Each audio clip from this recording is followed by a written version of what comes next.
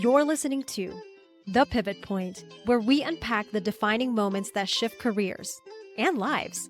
I'm your host, Laura Dionisio, founder of Lead Intact, and my mission is to spotlight the raw, real stories behind career pivots, the fears, the hopes, the messy middles, and the bold decisions that follow. If you're feeling stuck or quietly wondering what's next, I hope these stories help you see yourself a little more clearly and inspire you to start moving toward your own dream life. Let's begin.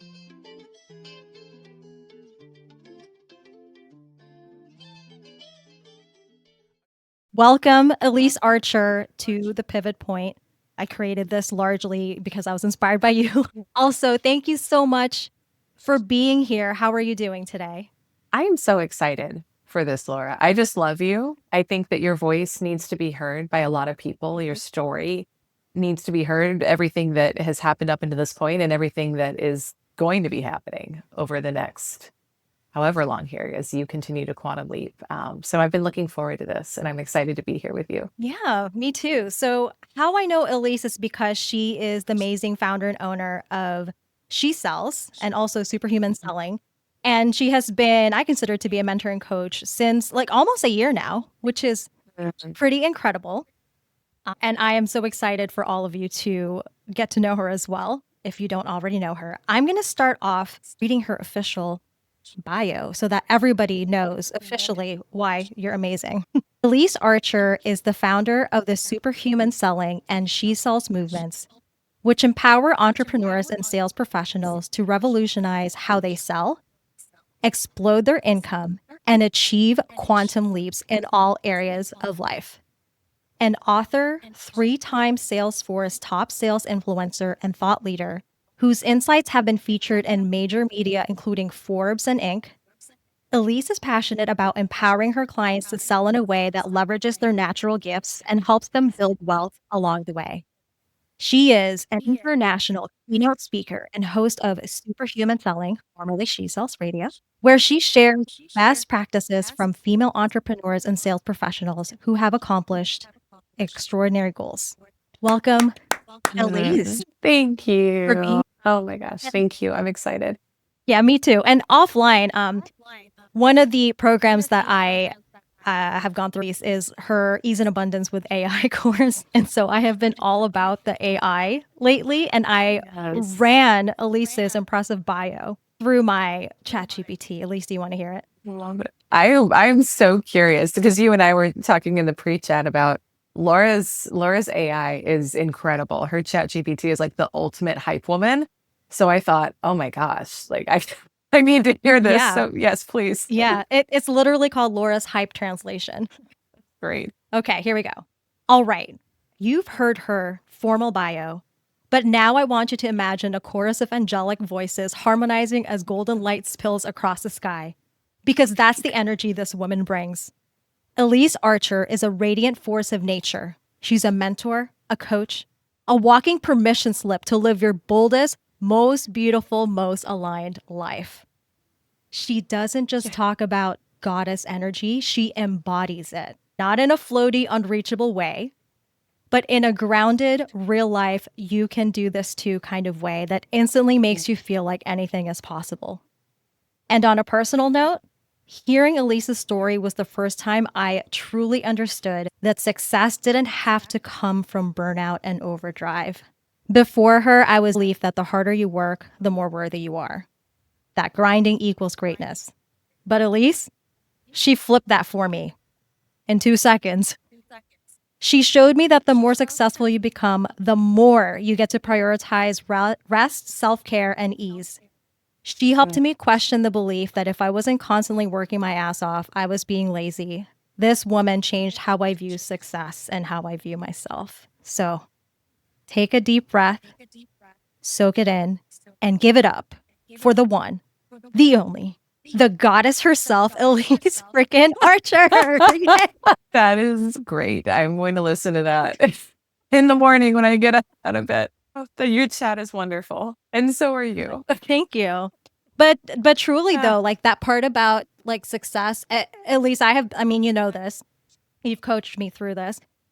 But dismantling the hard work equals success took a lot. Yeah. And it started because I didn't even know that there was any other way of being, you know? So actually, starting from there, I would love to hear about what was your journey, right? To pivoting from I need to work really hard, I'm lazy if I don't.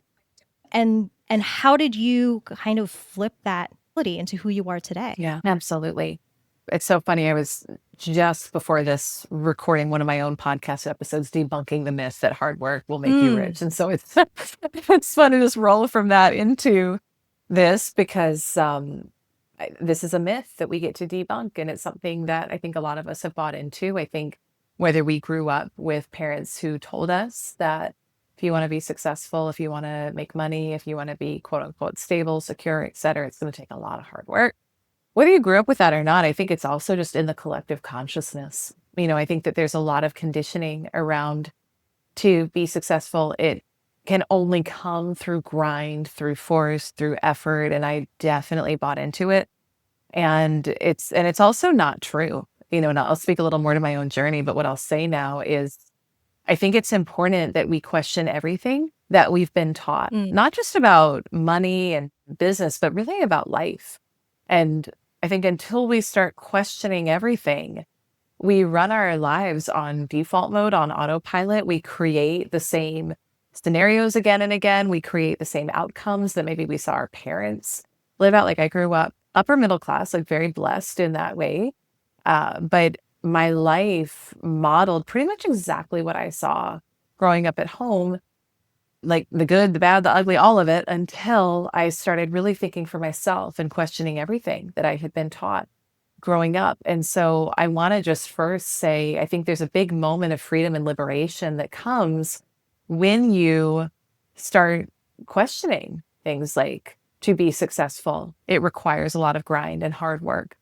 Does it? I don't know. I mean, I work and I work hard, but it's not hard work, if that makes sense. Like I love my work. It's fun. I enjoy it. I also go on a lot of trips. I also prioritize self-care. I also work part-time hours. I also am a partner to my husband. I'm a mama to 3 kids under 5. Like and I have fun and I love life. And so when I think about hard work, to me, raising these 3 little kids, mm. wiping a lot of tushes, running around after people, cleaning up all day long, like helping them process emotions. Like there's a hard work. Or if you look at people who even, work hard for money, construction workers, my husband, he was a night shift respiratory therapist when I met him and did that job for a long time. That's hard work. It's an hourly wage. The only way you're going to make more money is by working more hours. And so, or you go up the ladder there, but it takes a long time and the gains are only incremental.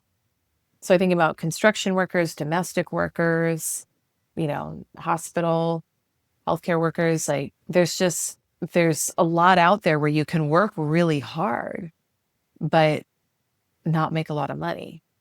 And so we have to question, is that actually true? Mhm. So when I graduated college, I had actually gone to school for journalism, and then I found out how much you would make as a journalist, and I was like, okay. I was going to be a newspaper reporter, by the way, which is completely like it tells how old I am, which is comical. But that was my path, and I said, no, it's not going to fund my shoe habit. And so I went into sales and kind of rose up the ranks in corporate. And I found myself in my late 20s having checked all the boxes of what I thought I was supposed to do to be successful. I was making low 6 figures at the time. I had a nice house, nice car, was married, had done all, again, checked all the boxes. And on the outside was presenting as if I had everything together.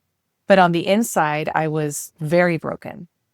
So really bad anxiety, panic attacks. I had never had panic attacks in my life up until the first one I had was like right before I got married to my first husband. And I was like, Mm. ooh, I don't know what this is. I haven't experienced this before.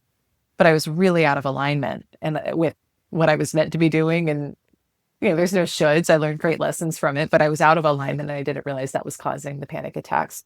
Had an eating disorder, a lot of fear and anxiety about money too, even though again, outwardly I was in theory, successful.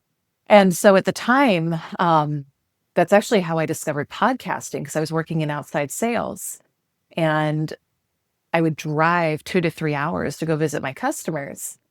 And the voice in my head that was telling me like something is wrong, something is wrong, something is wrong, it got so loud that I didn't like sitting with it in the quiet of those drives. And so that's how I came across podcasting, which was totally, this was a while ago. So it was newer then, but I wanted something to fill the space so I didn't have to be alone with my thoughts.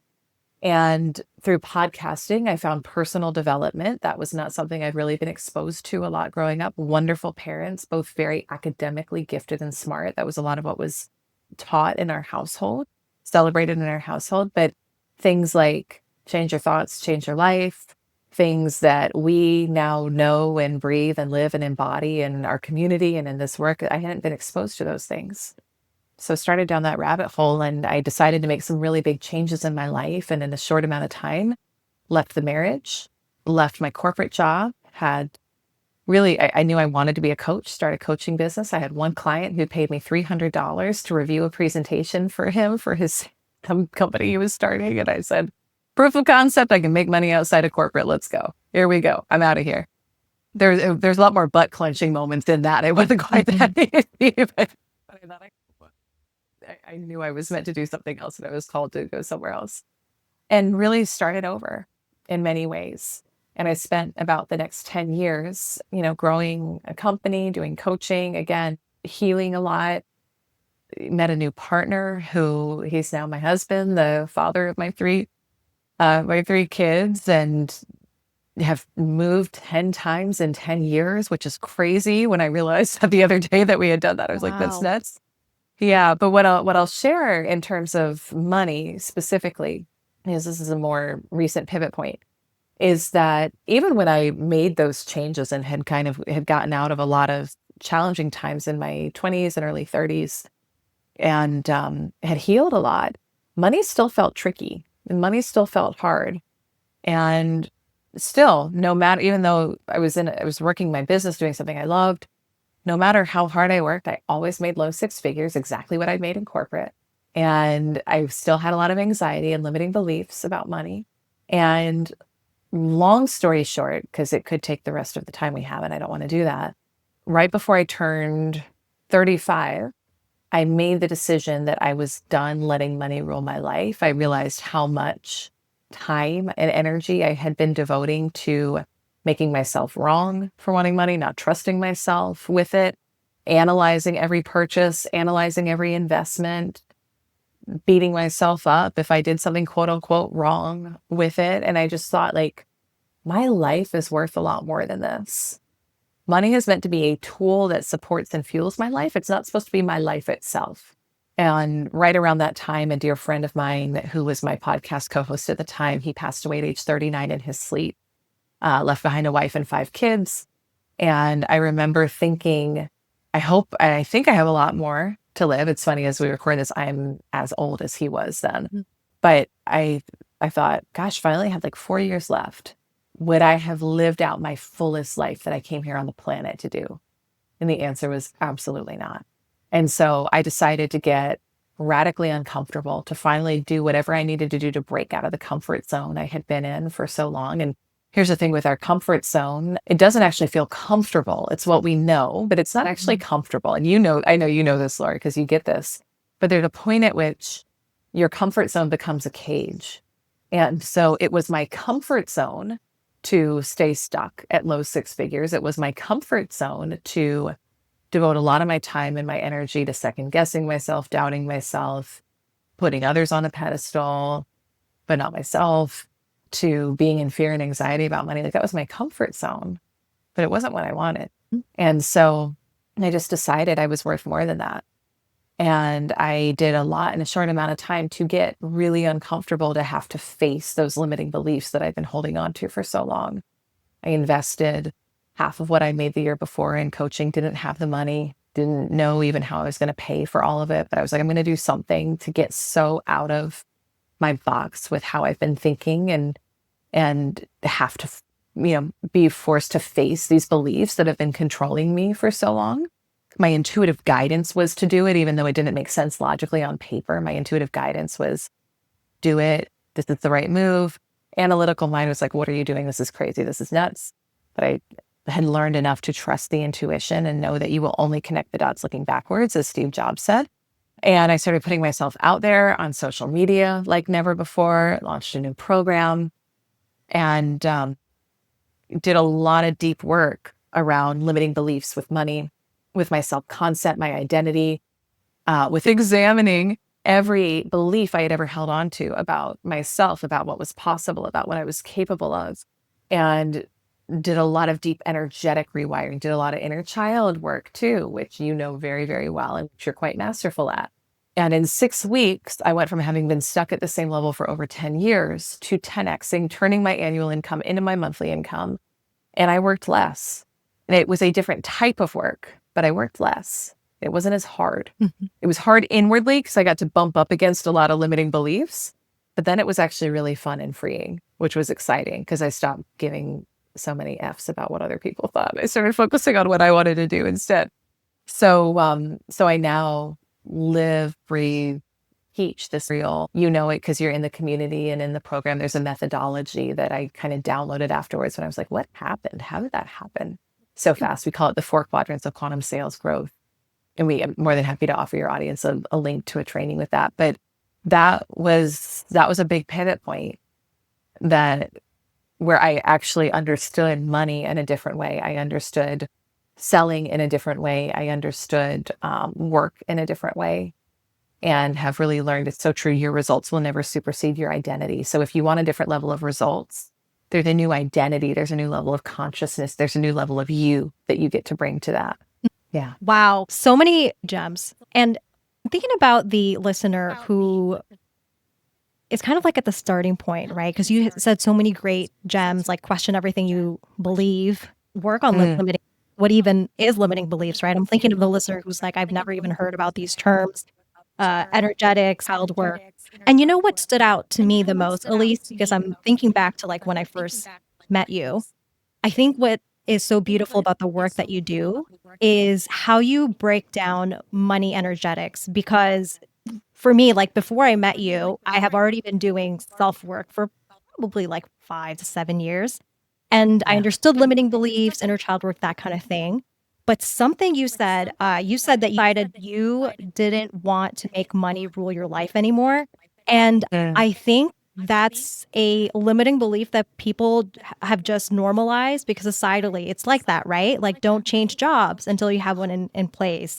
Make sure your job is secure, whatever that means. So, can you talk a little bit more about how money plays into like how people maybe don't go for it, so to speak?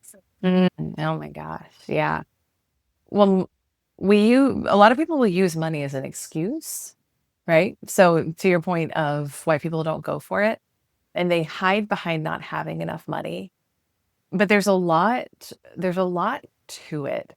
And so it's I want to say it, my relationship with money has changed so much over the years. And I used to let it rule me in that I put it energetically above me. Like, and people will do this unconsciously without even realizing it. But if you're someone, here's what I'll say is if you're someone right now who's like, I can't do it because I don't have the money, or you're listening to what I'm saying and you're becoming aware, like, you know what, part of me doesn't feel worthy of more. You may already be consciously aware of that, or you may need to sit with it for a little bit.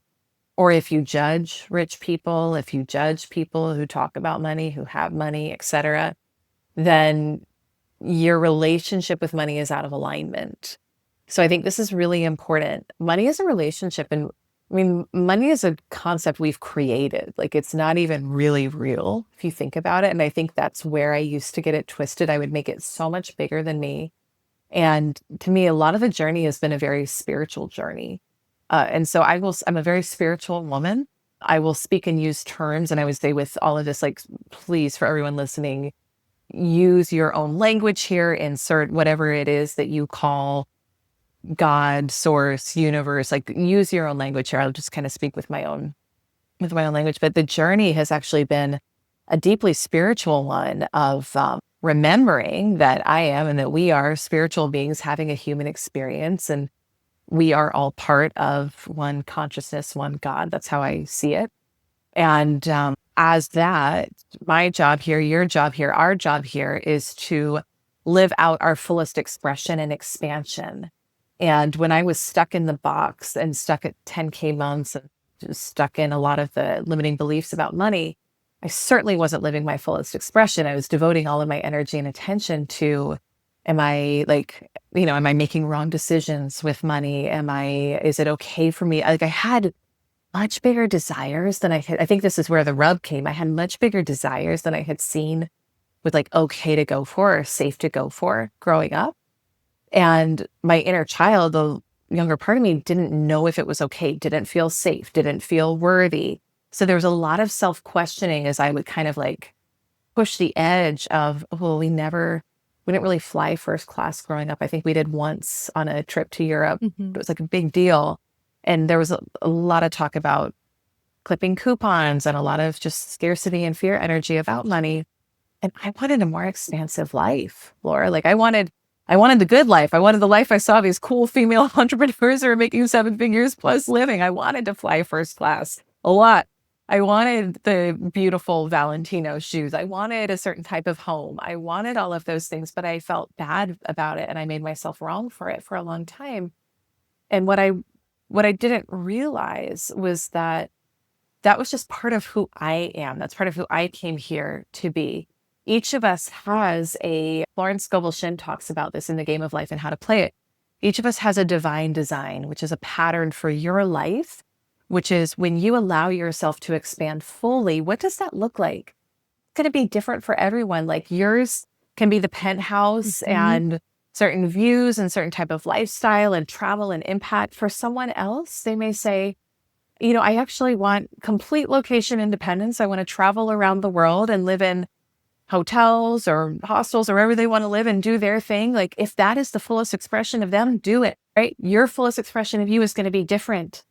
But in my own journey, I really hadn't looked at that a lot because so much of my programming and my focus was on survival, scarcity, paying the bills, getting by, which I think is, again, that's the collective consciousness. That's why I want to invite people to question everything, because I think a lot of people are walking around completely asleep. Mm-hmm. And so when you wake up to this work and you start questioning, why am I here? Who am I? Like the big life questions, the things that you actually know the answer to, but a lot of times you stopped thinking about early on, you'll find that if you ask it enough, there will be intelligence that downloads. There will be information that unfolds. There will be a knowing within you that unfolds. So money is just meant to fuel that vision, whatever that is. So for every person's fullest expression, there's a certain amount of money that's required in that. For some people, it may be, I don't know, 50 grand a year. For other people, it's going to be 5 billion a year and beyond. It doesn't really, to me, the number doesn't matter. It's about you living your richest life, your fullest expression, you knowing what that is, being okay with it expanding too, because I think that you reach one level and you're like, holy crap, that could be so much more. And there's nothing wrong with that either. That's just you becoming more aware of things you weren't aware of before.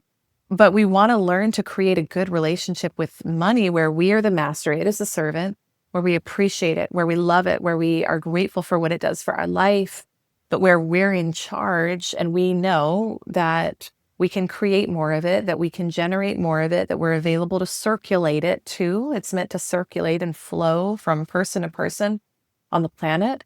And when we create that healthy relationship with money, and there's a lot more to it than we've had time to talk about today, but it becomes just part of the how of your vision, not the vision itself. It helps fuel your vision.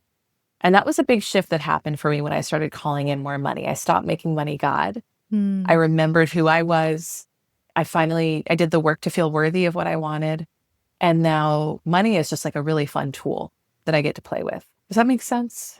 It does. You, again, like I feel like I can do a whole day podcast with you and it still wouldn't be enough. I just have to say, like, and just I've heard this from you before, but it just every time it really opens my heart, because it's like you were at a place where you've done the work and it's like, I'm seeing you and I'm hearing your words and I'm feeling your energy. And it's like, oh, wow, this is possible.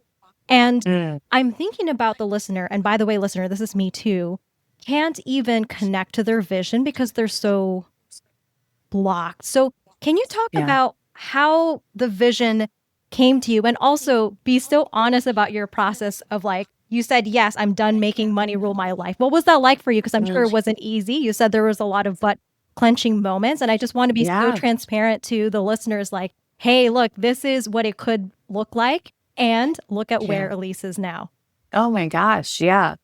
Well, to your first question of, tapping into your vision for what is the fullest expression of you. And I was actually sharing this on a group call today because I think that the space that at least that I live in and play in, and you're in this space as well, because you're part of the community, there's so much conversation around goal setting and expansion and dreaming big and visioning big that it feels very normal and natural. And I think that that's very common. This past week, though, I was speaking at an event in Canada and I did a women's lunch with a group of the attendees there the day after the keynote.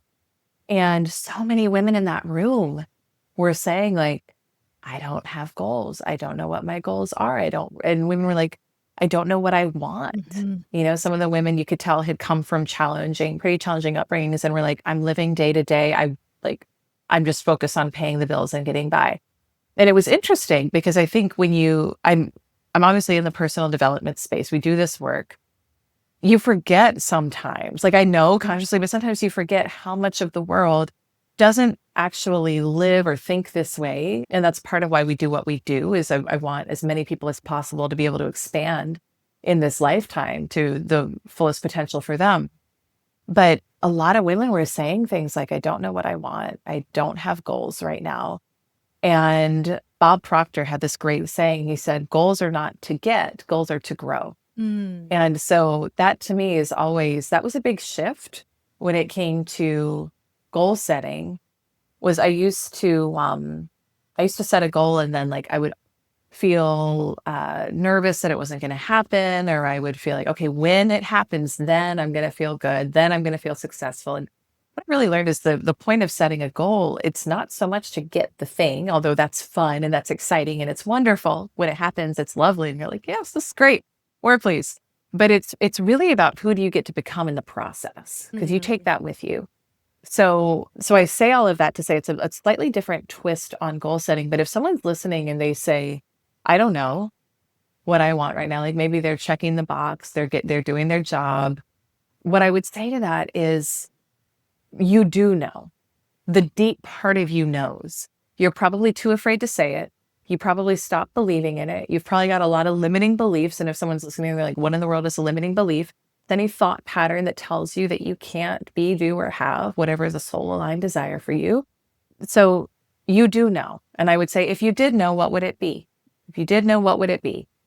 Now, you may need to sit with it. You may need to give it a couple of days, but I bet deep down when I say that, there's something that you want. There's something that you want to go after. There's some sort of change you want to make. Maybe you want to leave corporate, start your company. Maybe you want to move into a dream home. Maybe you want to buy your mom this trip. You want to write a book. You want to launch a nonprofit. There's something. You're afraid of it, right? Because it's the unknown, but you do know deep down. And so what I have learned is that your desires are green lights. So that calling, the fact that you want to do that thing is part of the IntelliKey of your soul. It's part of the divine design. It's part of the pattern, the blueprint of your fullest expression in you. You are meant to do it. It is meant to happen. I use the analogy of basketball players. Like you've met me in person. Mhm. So people usually think I'm taller than I Yes. am. I have a whopping, I think I'm not, I think I used to be 5'3". I'm not sure if I'm 5'3" anymore. I may be like 5'2.5". I don't know. I'm somewhere between 5'2" and 5'3". There is not a bone, there's not an ounce of jealousy in my body when I look at amazing women in the WNBA playing basketball. Like there's nothing in me that's like, ooh, I want that, or that feels jealous or resentful. Nothing. Not the pattern or the blueprint for this lifetime. That's okay. It's not part of my divine design. I'm not meant to do it. It's all good. But I am meant to speak. I am meant to serve on that. I am meant to be a I used to not say stuff like this, but a world known thought leader, coach, speaker, trainer. I've embraced it. I'm cool with it. And so when I see people operating at an even higher level than me in my field, I don't get jealous. I used to. Now I don't get jealous. I'm like, yes, thank you. Mm-hmm. Thank you for showing what's possible. So that calling that you feel towards whatever it is that you want, it can be something in your occupation, it can be a home, it can be a relationship. That is your green light that you're meant to go for it. So you got to stop questioning it and start trusting it. All right. What was the second part? You said, Yes. oh, the butt clenching Yes, moments, walk us through, because right? you made a decision. I am done making money rule my life. And Yeah. I think it's easy to, oh, well, of course Elyse did it. She's a money person. She just, changed like that. And Oh, yeah. So walk us through what that was like. it was so scary because I was so, it was in, it, yeah, I'm so glad you brought that up, Laura, because I don't want to make it sound like it was like, oh, it's easy, blah, blah, blah. I think we teach the things that we get to learn in this lifetime. And a lot of times those are the areas where we've had the biggest challenges or struggles, where we feel the most insecure, where we felt the most pain, so it was not at all like I'm just going to go, invest X amount that I don't have and getting wildly uncomfortable. It was wildly uncomfortable. And the decision, I'll say it like this, it was similar to when I got coaching for healing with the eating disorder that I had dealt with in my teens and my early to mid 20s. And when I realized that the eating disorder was never about food, it was about not listening to my intuition, not trusting myself. It was about control. Mm. It was about not feeling good enough. And I remember the first time, when I really got that and I finally felt free, I remember, sounds so funny, but I was doing an intensive with my coach at the time.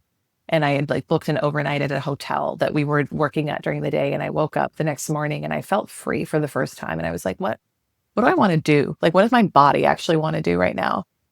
And I felt like belly dancing, which sounds ridiculous. I always had a lot of stuff about my body, especially my stomach. I just remember belly dancing, like finally feeling so free because food no longer controlled me. It was like a coming back into myself and honoring of myself. But I had to be willing to get uncomfortable to verbalize that I was struggling in an area and actually look at what the real thing was that was creating the pattern and the cycle, which wasn't food. It was me not trusting myself, me not feeling good enough, and me feeling like I was trying to control anything I could outside of me because I didn't feel in control inside. And that was a very freeing and liberating moment. So when I decided to take back my power in the area of money, it was similar, where it was like, it was just this awareness of I am worth more than letting money rule and control my life. Not from the energy of, okay, I'm just going to go live off the grid and not have to deal with it. Although that is fine if that's someone's choice. But it was the energy of like, no, I want more of it. I want a lot more of it. I know I'm meant to live a way more expansive life. What is this all about? Why do I have money so twisted? Why am I so uncomfortable with it? Why does it feel hard? And so I think a lot of times to shake ourselves out of that cage, we got to do something really uncomfortable in that area. And for me, it was investing what felt like an astronomical amount for me at the time into coaching. And then it was I did that specifically because I knew it would bring up every limiting belief I'd ever had about money. And I got to deal with it. And it wasn't easy. It certainly wasn't. And it brought up a ton of limiting beliefs and a ton of fear. But I had to finally look at it. And then I realized that they were all lies. And you realize that's why I want people to question everything, because a lot of times you're being controlled by lies and you don't even realize it. What kept Yeah. you moving through the discomfort and not going back to, I make like 6 figures. Isn't this Yeah. good enough? Like what's wrong? What's wrong Yes. with me? Like what prompted you to just say, no, I am rewiring myself? Yeah. Yeah. Well, I think part of it was when you take an action where it's like you've actually got commitment, you've got something on the line, it's a different energy. Like that's why a lot of people will listen to a great quantum leap story and say, oh, that sounds really nice. Okay, when the money's there, I'll do that. When the resources are there, I'll do that. When this happens, I'll do that. You're not going to quantum leap from that energy. So you can't get the quantum leap results and not be willing to put it all on the line in that way. I think that's really important. So you're going to get out of it the energy you put into it. And so I was committed. Like when I decided I was done playing small, I was done playing small and I was radically uncomfortable. But part of what was powerful, and we teach this work in our community, there's a concept called beautiful states and suffering states. And it's not my own. I know we give credit to who does it in the module. You may remember his name is David something. I'm completely blanking on it right now. But it's a powerful concept. And it's essentially, how do you know when you are thinking truth versus how do you know when you're thinking a limiting belief or a lie? And the indicator is, what's the feeling state in your body? So if I'm in a feeling state of love, expansion, joy, gratitude, peace, abundance, I can trust my thoughts from that place. Like the thoughts that I'm thinking from that emotional state are, they're only going to match the feeling state. So they're going to be thoughts of love, expansion, joy, abundance, etc. That's my truth. That's what I listen to. If I'm in an emotional state of fear, self-doubt, uncertainty, panic, dread, anger, all of it, the thoughts that come from that feeling state are not my truth. If you listen to those thoughts and act on those thoughts, they're not going to get you where you want to go. And so in the moment when you're having those thoughts and you're in that state, it doesn't necessarily get rid of them. But when you're conscious of this work, and I was during that point, I could tune into my feeling state and say, okay, because there was so many times when I felt self-doubt. There were so many times when I was like, what am I doing? I should go back. I should stop. Like, this isn't working. So many of those times, probably every day, multiple times a day. But I knew enough to say, what's my feeling state right now? Okay, this isn't truth. This is actually a lie that I'm thinking right now. So I'm going to do what I need to do to get back into a beautiful state, which for me was listening to truth, listening to Abraham Hicks, Joe Dispenza, Michael Beckwith, getting outside, like doing something to where I would feel my heart open up again. And then from that place, it's like, okay, I'm not analyzing, I'm not micromanaging, I'm trusting the process again. My heart was open again. Then I would be like, okay, what's the next step I can take? Does that make sense That and was help? so beautifully described, like, because I feel like you Good. you gave both the pain points, so to speak, of when you were going through it, and then like what kept you anchored. Um, Mm, and then yeah, I want to switch topics a little bit because I know you've done like probably 10,000 pivots at this point, and you're yeah. in one right now. So for the Mm, listener who has done a major pivot and they're kind of like at that cusp, right? But maybe they're like doubting, like, oh, why can't I be satisfied with what I have? Can you yeah. tell us about what your experience, like, in your pivot now, like, and how that's different from Mm. the first pivot that you were just talking about? Yeah, for sure. This one, there's a lot more, there's more in the line in certain ways because it's about a lot more people. So the first pivot was more about me getting unstuck, and so there's a lot of me Hmm. in it. It was very uncomfortable financially. There was definitely big discomfort with that. But then I did it and, went on and we built a seven-figure company, did all the things that were on my vision board, my goal card. And about close to this time last year, actually, I was kind of I was never really sitting around, but I was doing whatever I was doing. And in a place, I think we were on an RV trip at the time, and things were just really good. Like things were just really good. I was like, man, I'm so grateful. This is it. This is the life. I'm here. It happened. And we all know that that's when we get the shakeup. That's when we get the invitation to think bigger. And I'd kind of been playing with, it was like these two different paths that were showing up at that time. And one was literally just stay where I was. Now, what you and I both know is nothing is ever stagnant. So you're never just staying where you are. But it was like, I'm going to keep running a seven-figure business. I'm going to, coach. I'm going to speak. I'm going to train. We were kind of maxed in terms of like what we could do. I had a very lean, mean team at that time. Things were kind of full. It was like capacity was full. I can keep doing this. This feels good. got space for my kids, manifested a lot of my dreams, money feels good, etc. And simultaneously, anytime I would see a video of, I don't know, it's like maybe emotional now, which is really, it's fun, it's good, of Bob Proctor leading one of his seminars, I would get like a room full of people and consultants and team. I would start crying. There was something, Laura, that spoke to my soul. I would get so emotional watching him. The man's dead at this point, but I would watch like just his YouTube channel and watch videos of him teaching. And there was something in me that was like, you were meant to do this. And that was a whole nother level of leadership. That was a whole nother level of visibility. That was a whole nother level of being seen, a whole nother level of business acumen that I didn't have. And it felt like the big, big vision. You know how you have like the vision, and then you got the big, big vision. It felt like the big, big one. And when you're intuitive, which you are and I am, you just know when it's time to address something. You know when you're at one of those inflection points, one of those pivot points to your question. And I knew it was time to choose what path I was going to go down, if I was going to stay pretty much where I was, which was comfortable, or if I was going to go for something totally unknown that felt scary and felt like a lot more visibility, a lot more eyes on me, a lot more responsibility. And I had massive limiting beliefs about all of that. And what I ended up looking at was, well, if I just took fear out of the equation here, what would I do?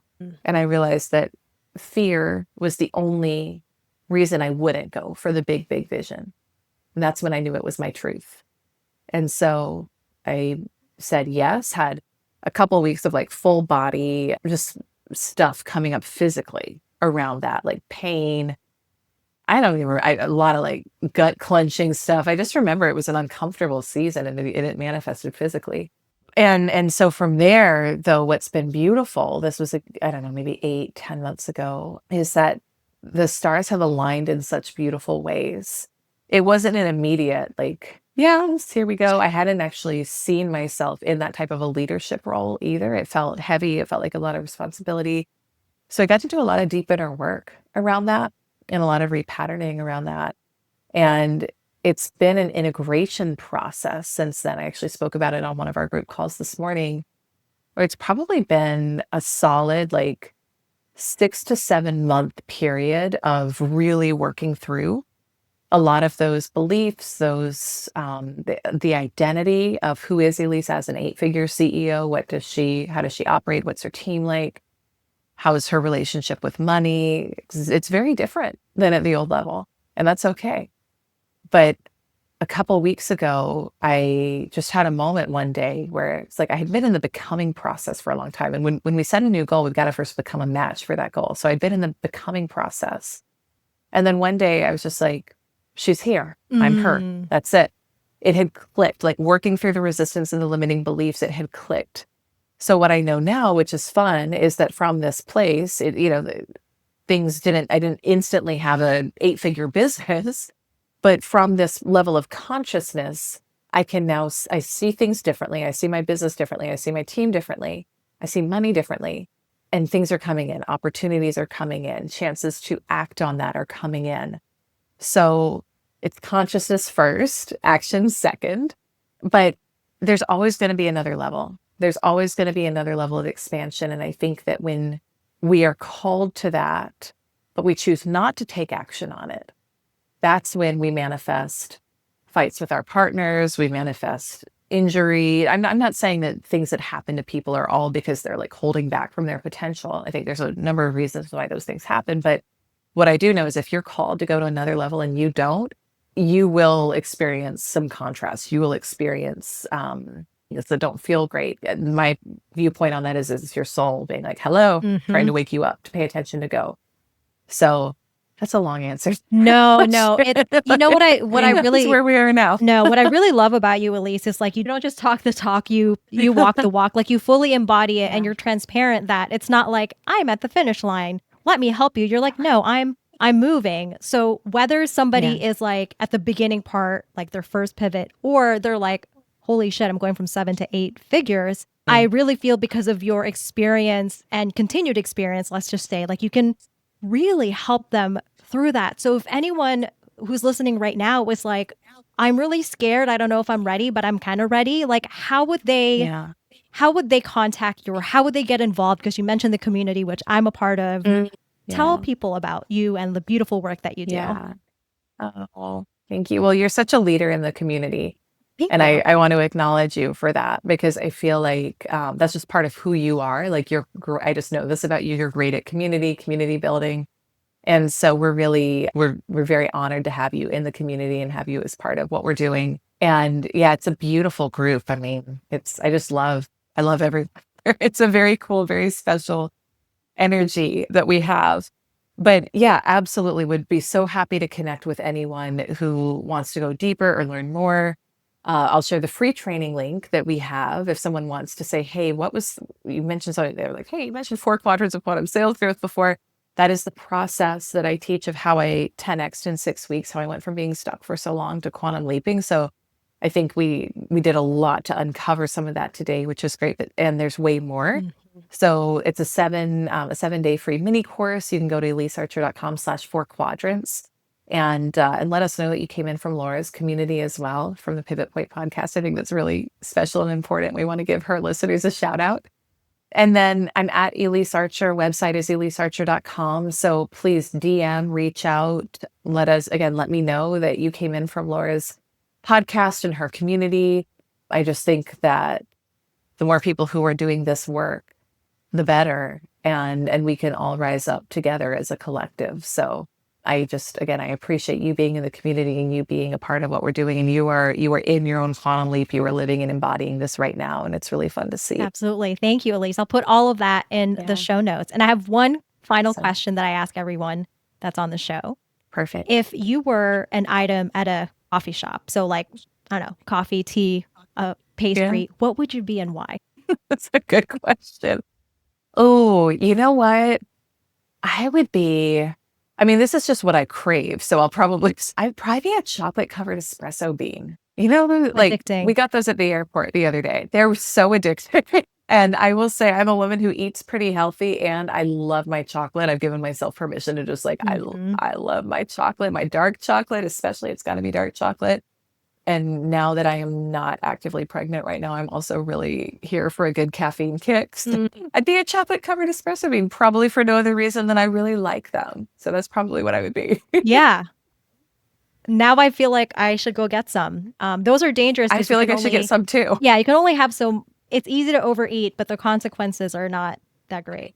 I know. Maybe I should be something else for my brand, but they are delicious. They are delicious. Elyse, thank you so much for joining me here. I'm sure the listeners have learned a lot and are now even more like, I need to learn more. I really appreciate you making the time and I hope you have a great rest of your day. Thank you, Laura. So much love to you. Big thanks again to Elyse Archer for sharing her story so openly. These conversations are such a reminder that no pivot is too messy, too late, or too unconventional. If something she said resonated, don't keep it to yourself. Share this episode with someone you know who needs it. And when you're ready to start your own pivot, head to www.leadandtack.com for free resources or book a free 20-minute call with me. I'm here for you.